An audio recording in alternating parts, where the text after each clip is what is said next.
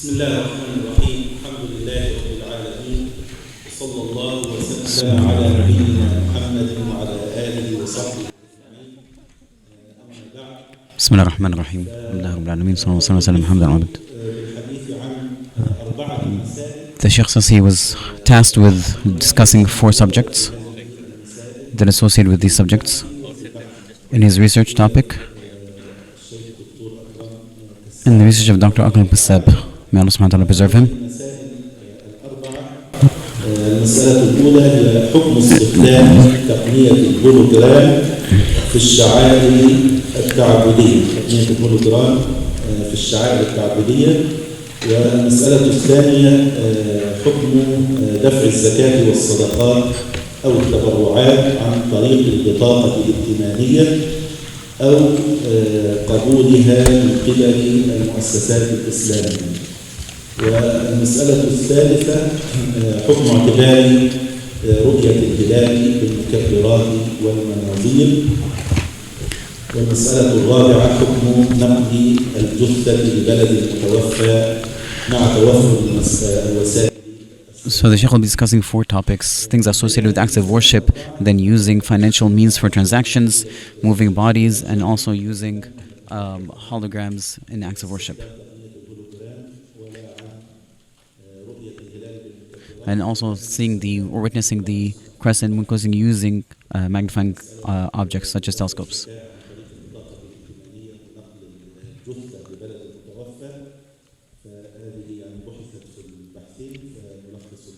And both research addressed all 4 aspects.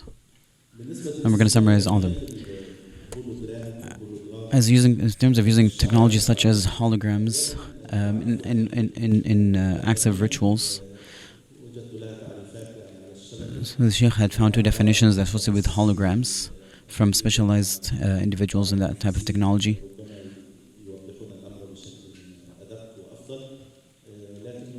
And perhaps the people here that have more experience might shed light on a more proper or best definition for it. As for definition, it is that it is a 3-dimensional image that results from interaction between light waves that reflect off a body or project it in terms of a 3-dimensional identity that reflects the image of the original source. And another definition, it is an image from every angle of the object that's being filmed or taken a picture of, and then it's projected 3-dimensionally using lights and laser reflections that will produce an image exact or similar to the original image that has been pictured.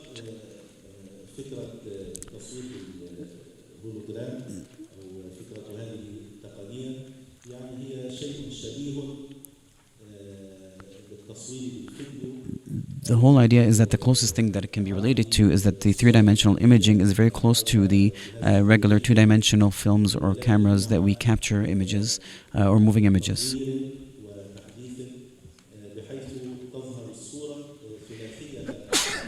And the only difference is that how technology is able to move it from 2-dimensional to 3 dimensions.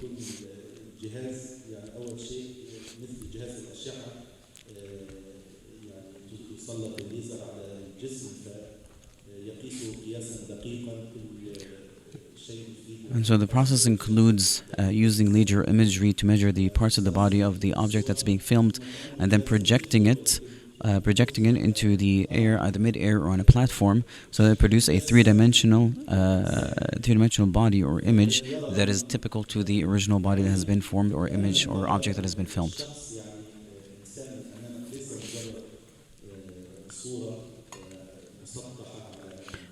And so it's not just a 2-dimensional image that is being projected on a wall.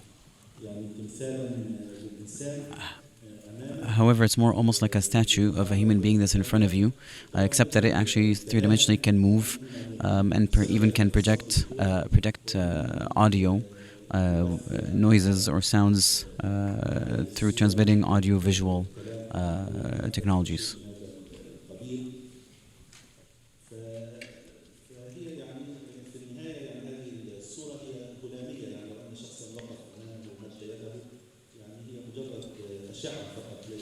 In the end, these images are only wavelengths and lights, where if you put your hands through them, it does not cease. So it's not something that is tangible, that you can actually feel or hold. في الحقيقة المطلوب هو الكلام عن حكم استعمال هذه التقنية في الشعر التعبدي. لم أجد So the question is, can we use these things in aspects, or the topic is discussing this in terms, can we be used in acts of rituals? And I did not find any research done in that object, so I was tasked of researching it and trying to find the rules regarding that matter.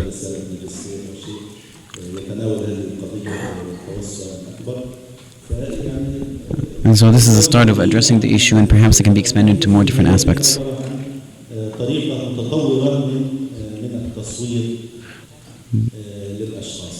But all is perhaps just a more advanced way of taking video pictures or imagery of things.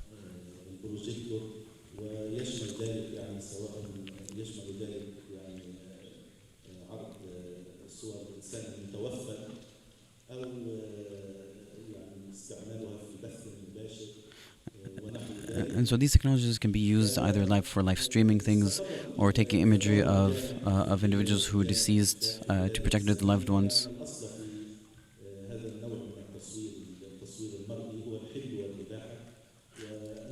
Now, this is very similar to the regular, once again, taking video images or footage. The assemblies of jurists have decided that it's permissible, except if there is a reason that makes them permissible, such as taking image of the awras, or things that is prohibited for us to look at, or to use it to falsify things or fabricate things, then it becomes impermissible.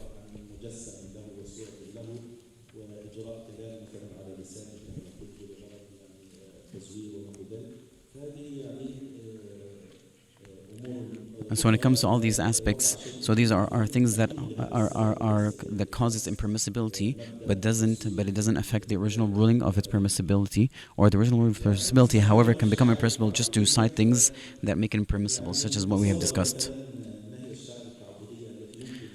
So what are some of the things that we can imagine that can be used in rituals? One thing we can think about is to project the image of an imam, or an individual who's giving khutbah, or a person who's giving an adhan, or even projecting the Kaaba with this technology. And the rulings of doing all these things are basically the rulings of streaming or taking video footages of things like that.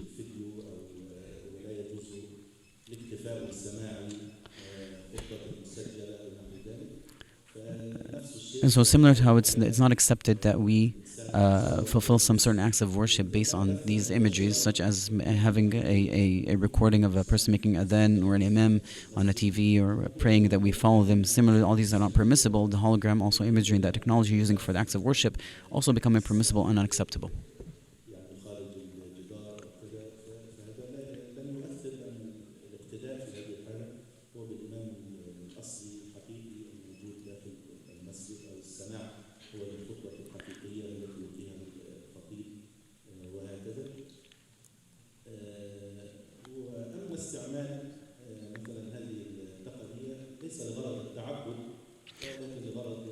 Now, using this technology not for acts of ritual, but for objectives of such as listening to lessons, or watching the khatib give the lecture and things like that.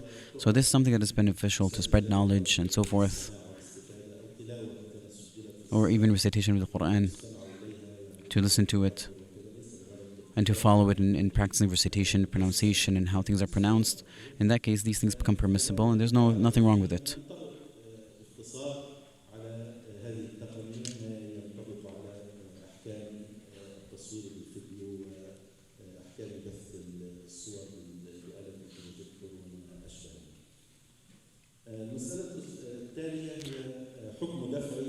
The second topic is the ruling that is associated with paying sadaqat and zakah charities with using technologies, the technology associated with paying with cards.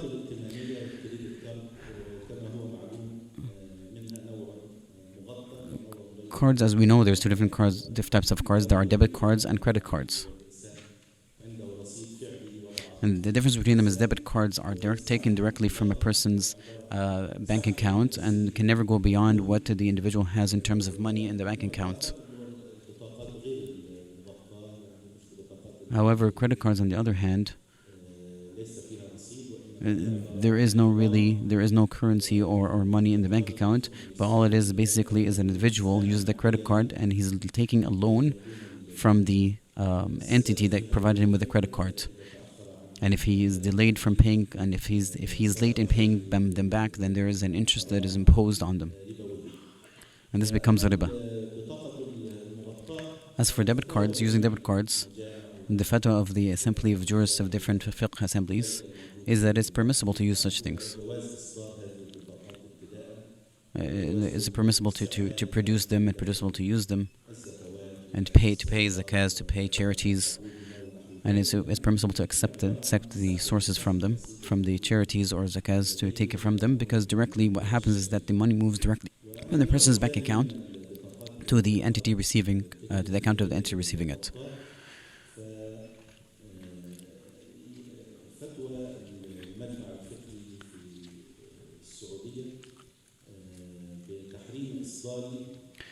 As for credit cards, the assembly of fiqh in Saudi Arabia has taken the ruling or the opinion that it's impermissible to produce credit cards due to the place of the condition that there is a interest-based condition, that if a person delays or is late in their payment, then an interest is imposed upon them, and so that is impermissible.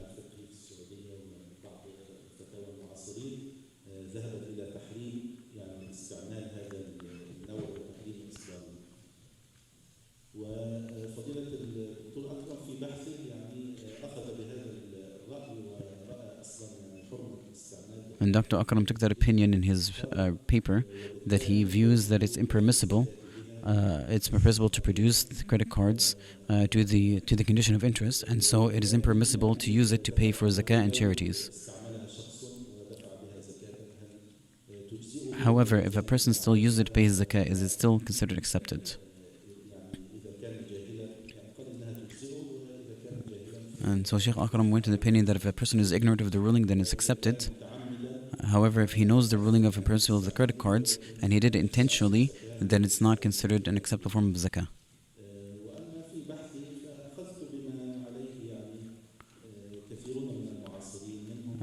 As for the research done by Sheikh Walid himself, he went along with some of the many contemporary scholars,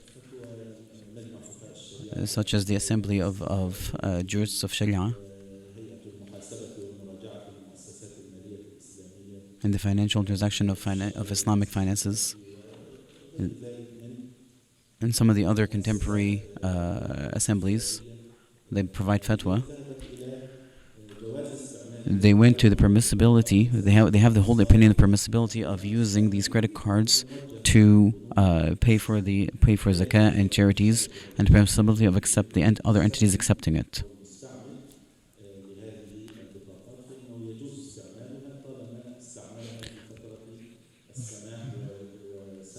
The permissibility is associated with as long as that the person pays the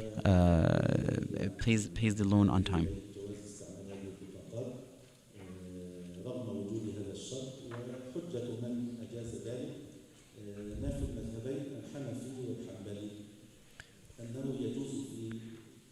And the basis for permissibility comes from several areas, including the rulings of the Hanbali school of thought and the Hanafi school of thought. Is that impermissible conditions are nullified in a contract, and so they're not accepted. And so the contract is still held, the contract is still accepted, and the condition or the prerequisite is ignored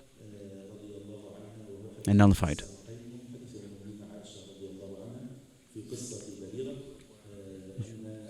And the source of textual evidence for that comes from the story of Aisha radiallahu anha with Barira, and when she had requested that she would pay for Barira to free her, And the owners of Barira that wanted that were selling Barira to Aisha, they had placed a prerequisite that the loyalty of Barira after her emancipation becomes to them, and so the Prophet ﷺ had told her to free her, and that prerequisite or condition is nullified because it's not something that Allah Subhanahu wa Taala had allowed. مع إبطال الشرط وتسويغ المتعة، خاصة يعني إذا أضفنا إلى ذلك ما تمس إليه الحاجة، يعني خصوصا في أمريكا وأوروبا كما تعلمون. Now, when we look at the modern times, when in times of necessity, where it becomes a need, such as places of the states and other like foreign countries where credit cards are the norm of use, and the necessity of sometimes using it or the need to use it, life becomes very difficult without using it, then the permissibility is a bit more of using it becomes a bit more obvious and acceptable. أجهزة لمنزله بالتقسيط أو غير ذلك من الاحتياجات الكثيرة التي يحتاج فيها إلى شراء أشياء بالتقسيط، فإذا لم يكن لديه هذا النوع من البطاقات ويستعمله باستمرار ويسدد في الوقت المحدد، فإن هذا يعني يلحق به ضررا كبيرا. However, this is with the condition, of course, that whenever we take a loan out of those credit cards, that we pay it in time. And in this case, due to the necessity or need basis, that it's permissible to use those credit cards.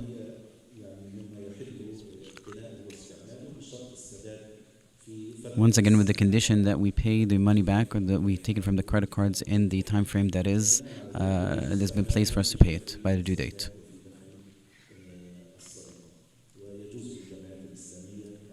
And it's permissible for the Islamic institutes that to take this money being received from credit cards.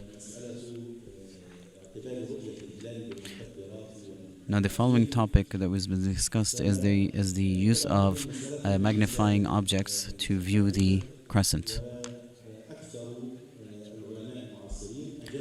The majority of contemporary scholars have seen it's acceptable and it's permissible to use magnifying glasses to use to see the crescent as a means, because it's from the aspect of means that would aid the person to view something, such as aids of hearing and so forth, and so it is permissible. And this does not contradict the statement of the Prophet ﷺ to fast when you see it and to break your fast when you see it. And the Prophet ﷺ did not specify how we could see it, whether it's with the naked eye or using objects that will assist you to see it.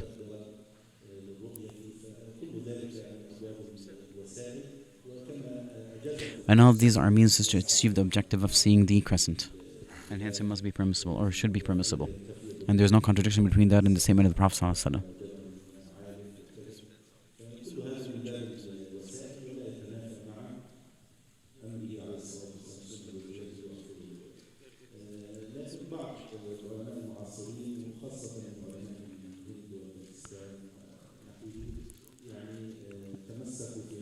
However, some of the contemporary scholars, especially in India and other South Asian parties, held the opinion that it's not permissible, and they held to that opinion based on their understanding of textual evidences that seeing it means that it's seen by the naked eye, and so using means or aids to help you see it are not acceptable.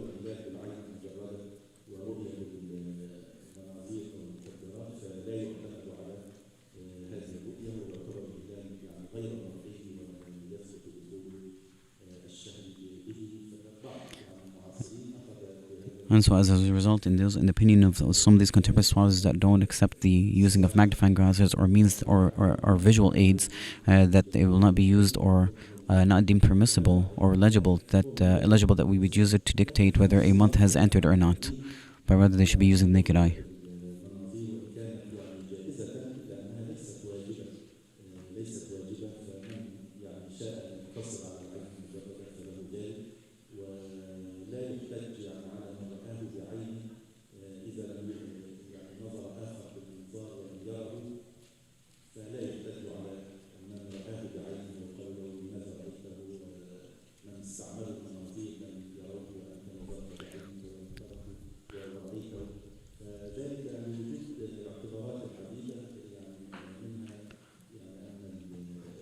However, we have to bear in mind that using magnifying lenses or visual aids to see the crescent should not be considered a standard by which we would negate any sort of viewing of the crescent if it's done by the naked eye.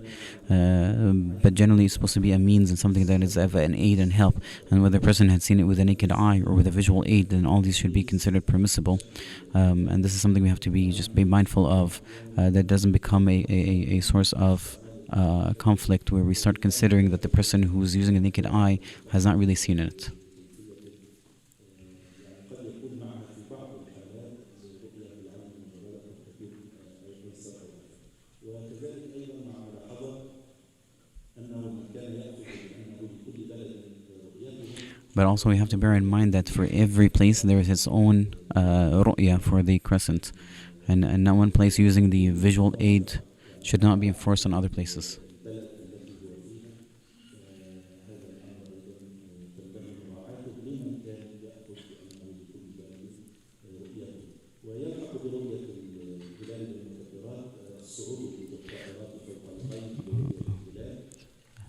What takes a similar ruling of using visual aids of people who go up into higher places to be able to see the crescent.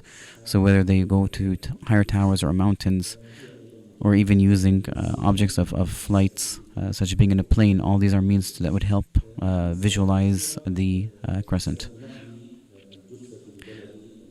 As for the fourth topic, which is the transfer of the deceased body from one place to another place. The original ruling for it is that each individual that dies is that the body is buried in the place of or the country where they are, where they were deceased. Especially if there's a fear that it might result in the decomposition or in the body becoming ruptured.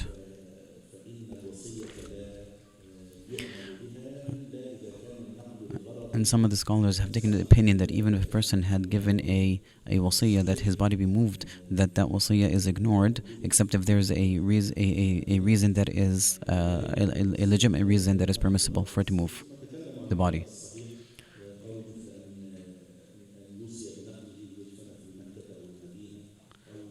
And some of the exception is that if the body is going to move to Mecca, Medina, or Al-Quds, or for a reason that it allows his family to visitation or be closer to his family, or to be buried with in an area where they're closer to his family.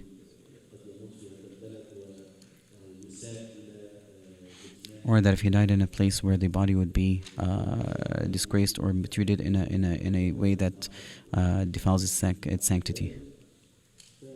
In these cases, it is permissible to move the body from one place to another.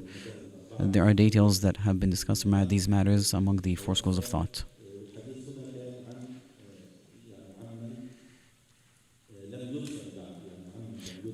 But all these discussions, when they discuss it, it's all discussed regarding a person who has not been buried yet. Is it permissible to move the body before its burial or not?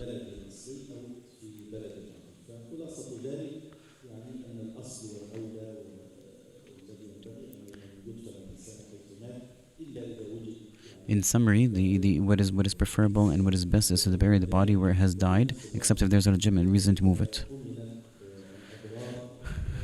And there are prerequisites or conditions for that to be moved. One of them is that there is confidence that there is no harm that become to the body, whether to change the decomposition that result in it changing its smell or body or its order, or that would cause it to be ruptured.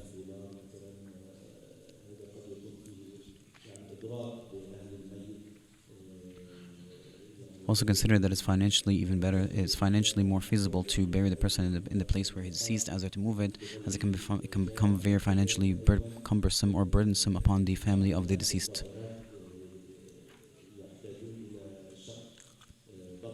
But also many of the things that are associated with preparation of the body may be considered things that would defile the sanctity of the body, because they would have to open up the body and take things out of it and place several types of chemicals that would prevent the body from decomposing.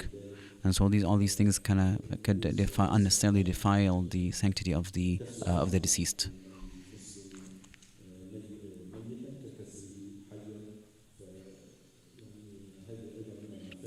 And the Prophet ﷺ had mentioned, he said, breaking the bones of the deceased is similar to as breaking it when he's alive.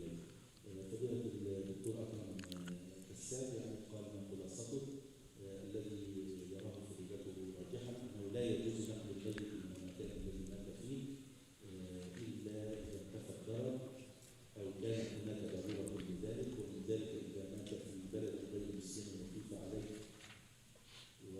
وثانيا ألا يتوصل أهل المتوفى إلى المقبرة إلا بالنقل الشاقي والمكلف ويشترط ألا يلحق بالميت بأذى عند نقله Sheikh Akram got to the conclusion that it's impermissible to move the body unless there's a valid reason for it, and that includes that the body would be in a place that it's feared upon, or that it would be too far for the family to visit it.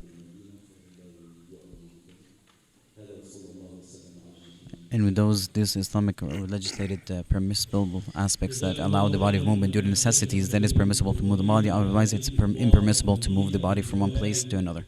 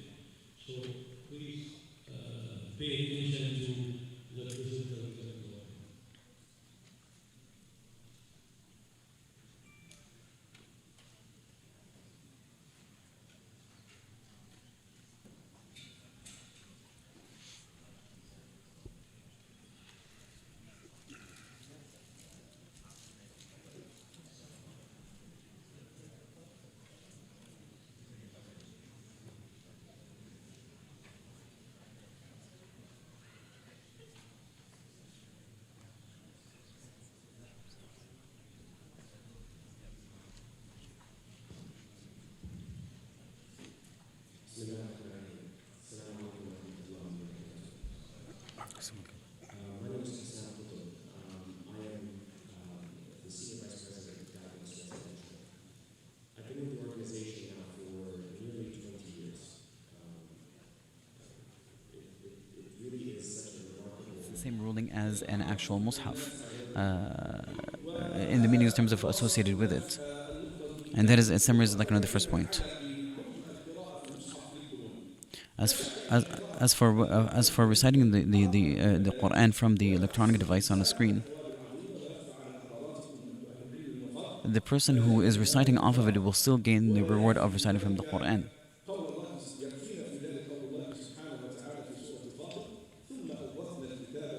And reading the mushaf directly from the mushaf, whether it's paper based or electronic based, is usually preferred in when you're outside of prayers.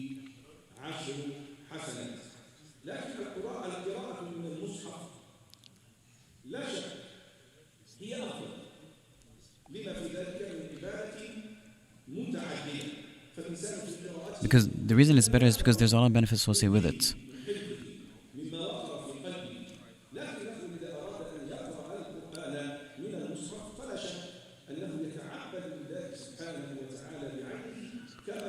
Because it includes an extra act of worship, which includes you worshiping Allah with your eyes when you look upon the mushaf. As opposed to when you're reciting from your memory, it doesn't have that.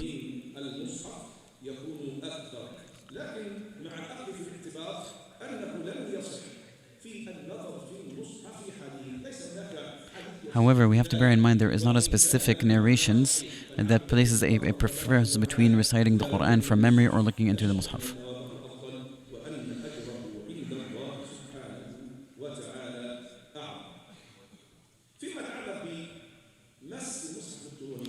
As a ruling associated with touching the electronic version of the mushaf. this is depending, and we have to go back to the ruling that associated with the touching the original form of paper based mushaf. The majority of scholars hold the opinion, including the four schools of thought, that it's impermissible for a person who is in a state of impurity to touch the mushaf. However, Ibn Hazm from the Zahiriyya, he takes the opinion that it's permissible to touch the mushaf in a state of impurity, even if you're in a major state of impurity.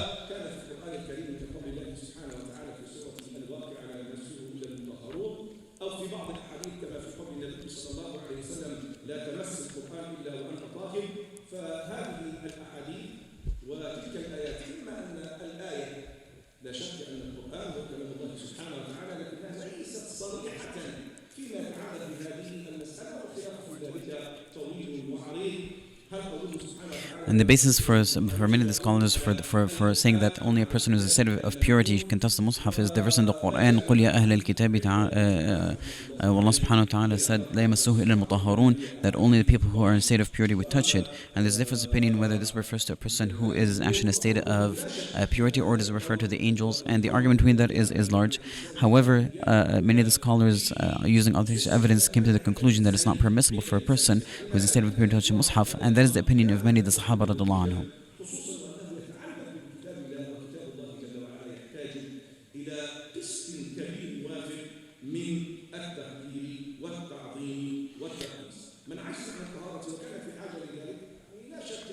However, if a person is in need, and he's not in a state of impurity, and he really needs to look in the Mus'haf for something, so maybe perhaps it would be considered okay in that case.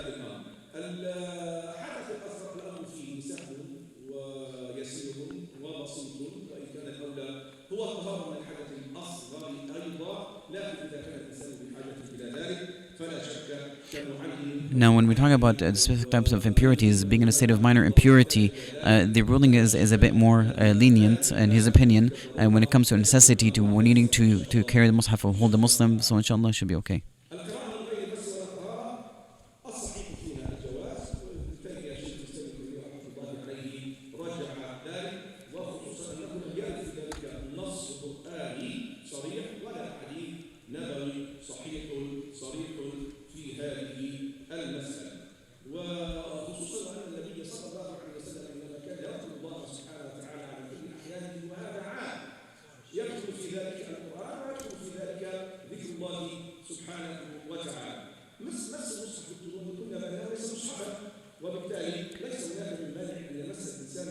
And so, in terms of reciting the Quran itself, the Shaykh sees that the correct opinion is that a person can recite it in all states, whether a state of purity or impurity, especially that there's no strong evidence in his opinion that goes against that. As for touching the Mus'haf that is electronic, it doesn't take the ruling of the Mus'haf, and so a person can still touch it because they're only touching a screen, and touching a screen is not the same as touching the actual Mus'haf, and so whether you're in a state of minor impurity or major impurity makes no difference. Now, the second thing that we can discuss is the ruling of reciting or looking into the electronic Mus'haf while praying.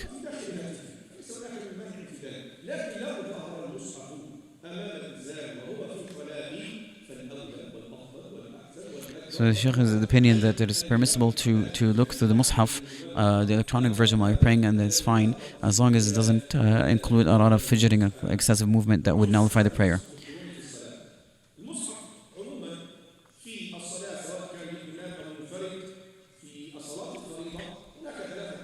But going back to the original ruling of whether a person can use it in reciting while praying, there's three main rulings. One is that it completely nullifies, and the second opinion is that it's completely permissible. And the third is the differentiation between whether it's a fard or a nafl.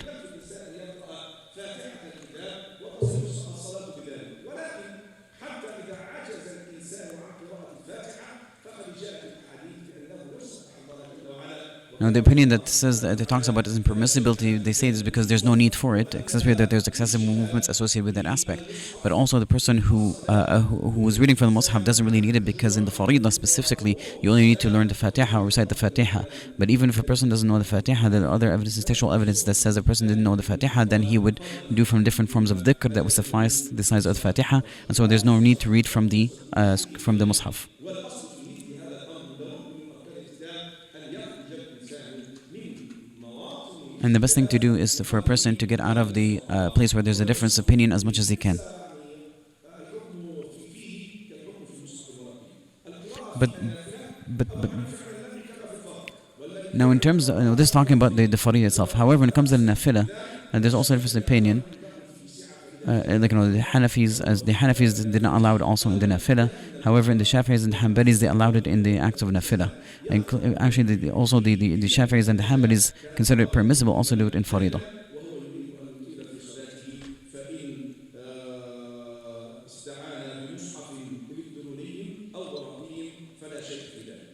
ظاهره حمل المصحف خلف الامام الاصل في ذلك. Now, when it comes to carrying the Mus'haf behind the Imam reciting, المصحف خلف الامام فيه اولا شغل له ولغيره من الناس. ثانيا ان هناك there are several aspects also with that. Is the one that it distracts an individual who's carrying the Mus'haf, but also distracts the people around the Imam, around the people who are being led. And there's also excessive movies that have to do with flipping from one page to another page. Even if that was using a single finger while you're flipping through the electronic version of the Quran.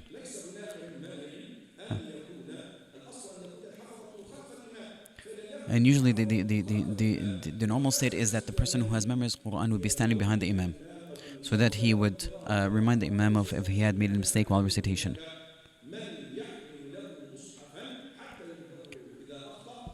How?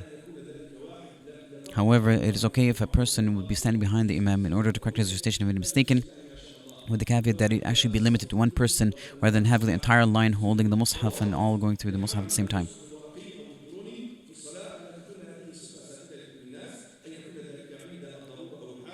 And so the Shaykh says that it only be in a state of necessity that people would hold the Mus'haf.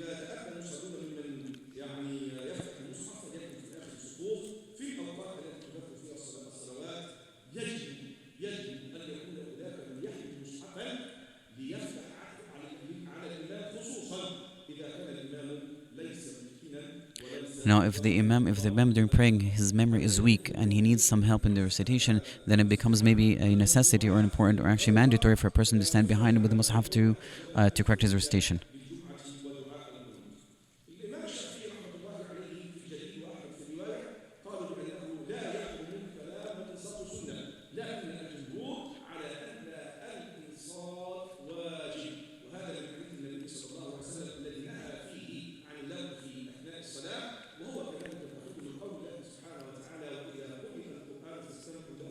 Now, one of the things that are a distraction for the person who is praying to look through the Mus'haf is that it prevents him from actually listening to the Quran, because they're really focused on the specifically when we talk about reading translations of the Mus'haf while they are following the recitation.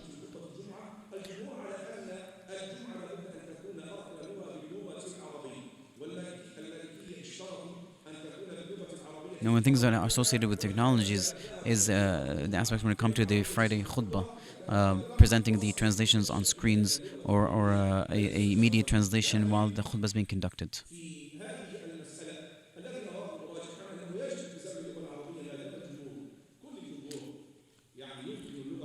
And the Shaykh says his opinion that in terms of the khutbah itself, that the khutbah should be given in the Arabic language, especially that the majority of the scholars are of the opinion that the khutbah should be done in Arabic.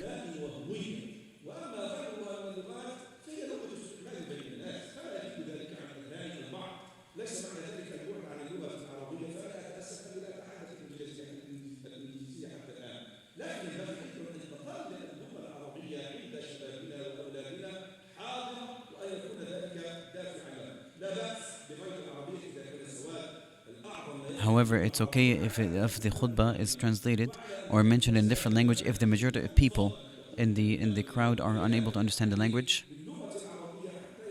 However, it'd be preferable that they use the Arabic language more so that the people would get used to the Arabic language, and it would encourage them to learn the Arabic language as a source of pride because it's the language of the Quran and the Sunnah of the Prophet ﷺ. وفي كثير من المساجد يحتاج الناس الى بعض المتحدثين باللغه الانجليزيه، فالاخ الشاب جزاه الله بالخير لا يستعين الا بالاخ جوجل او الشيخ جوجل، وهذه يعني مصائب في ذلك، فهو يقوم بخطبته وهو لا يحسن قراءه الفاتحه ونتكلم عن وقت، فهذه امر ينبغي ان يكون في الحسبان. حكم الترجمه ذهب بعضهم الى المانع، لكن جمهور الفقهاء المعاصرين على جواز الترجمه. As for the translation that happens while the khutbah is conducting, the majority of the scholars or contemporary scholars are agreed that it's permissible to translate the khutbah.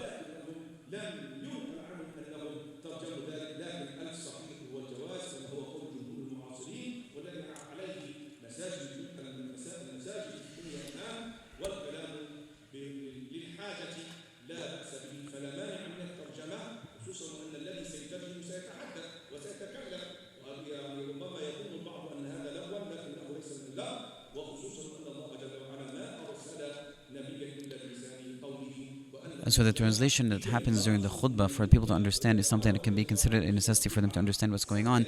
And really there's no reason for it to make it impermissible, and it's not considered out of the things that are considered a distraction or being away from the khutbah as they are translating it, because it's a necessity.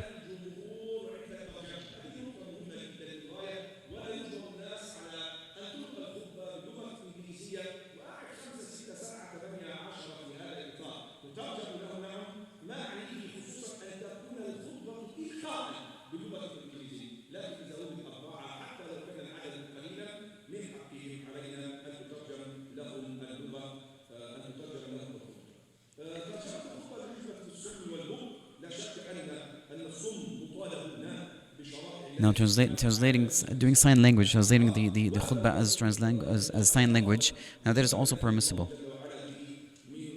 because it enables them to attend and understand the khutbah, and it's something that will be beneficial for them as they need to attend. And the benefit would only happen if they receive the proper translation from the sign language so they can understand what's going on.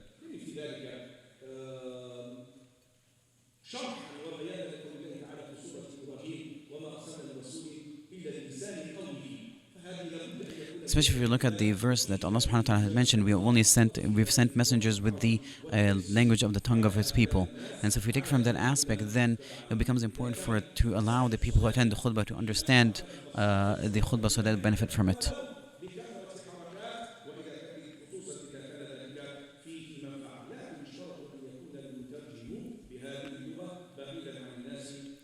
However, we should keep in mind that when a person is translating, needs to be away from the people while translating, so that he would not interrupt the khatib or interrupt the people who are listening to it and cause them some irritations.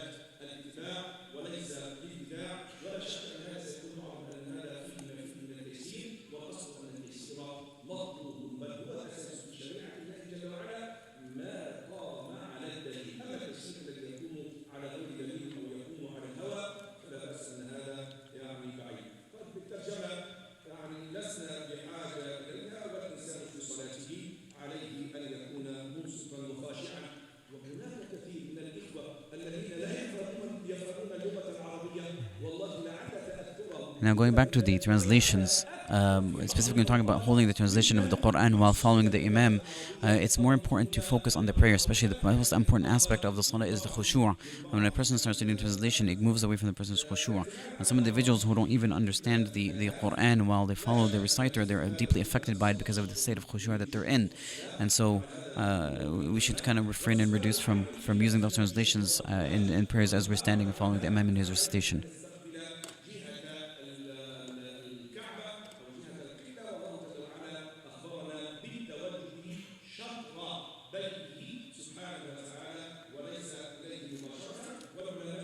As for the aspect of technology associated with acts of worship, of using the compasses that has to do with technologies, we know and we understand that as part of the prayer and the prerequisites of a validity of a prayer is that we face the qibla.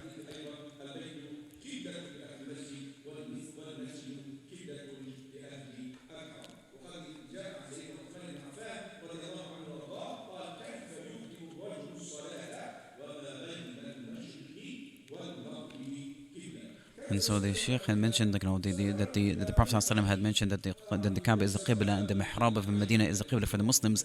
And Uthman Mafan had mentioned how can a person not affect not hit the Qibla when between the east and the west is a Qibla. في البلدان الكبرى والعواصم الكبرى أن هذه لا يجوز مخالفتها لأنهم Now, if you're in a place where you don't know where the Qibla is and you're in a Muslim country, it's sufficient to follow the mihrab of the place or the Muslim countries where the masjids are. And the mihrab is an indication for it that safely tells you where the direction of the Qibla is. الشمس والقمر والنجوم وقد قال ربنا جل وعلا في سورة النحل Now, other means that can be used to figure out what the Qibla is, to use the astronomical places of the moon and the sun and the stars. على ذلك أيضا من القليل ومن زمان And these are some of the things or tools that can be used to find out what the Qibla is. حكم اتباع برامج تحديد القبلة في Now, specifically using the modern technologies of electronic devices, the compasses on the phone to find them. خطأ مثل هذه الأجهزة فإنه يعفى عنه ما دام خطأ يسيرا هذه برامج مجملية The opinion is that it's permissible to use them even if there is a slight small mistake in the direction of the Qibla, because it's something that is forgiven. However, we have to make sure that these compasses and these programs are capable of directing the Qibla in the majority of the time in a precise way. وظهر له الخطأ ليس عليه أن يعيد الصلاة وقد حدث And now, however, later on, if he finds that the compass had pointed him in the wrong direction, then he doesn't have to repeat the salah because he did his best to find out where the direction of the Qibla is. بالإعادة يطرح لنا تصوير حكاية الولايات ونشر هذا عبر وسائل التواصل هناك أسباب استخدام What about now, moving to another next topic of taking pictures of a person performing acts of worship, such as while they're praying, they take an image of themselves or doing tawaf, they're taking a picture of themselves and posting it. And this is something that is happening more recently with the ease of posting things on social media. And some of these times they are beneficial, such as when we are taking clips from talks and posting them. Some of these are beneficial, and they bring a lot of benefit.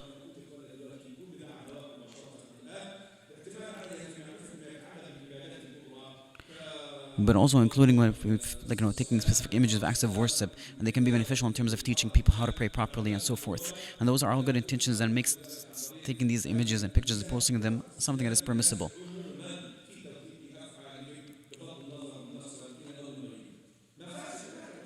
However, there are certain things that can be negatives, negative aspects regarding these things.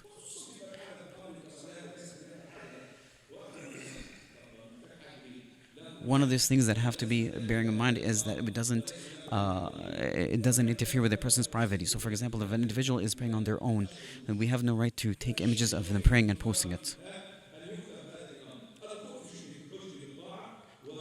But also, there's also a fear of taking an image of oneself what their true intention is.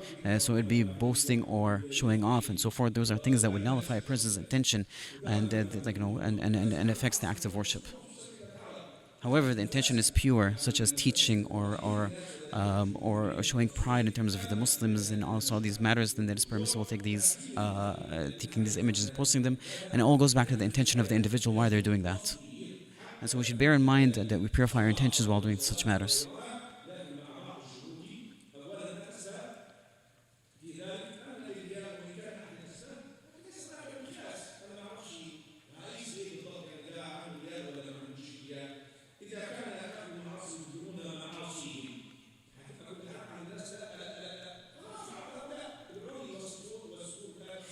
The other condition is that we make sure these images, when we take them, it doesn't include anything that is haram.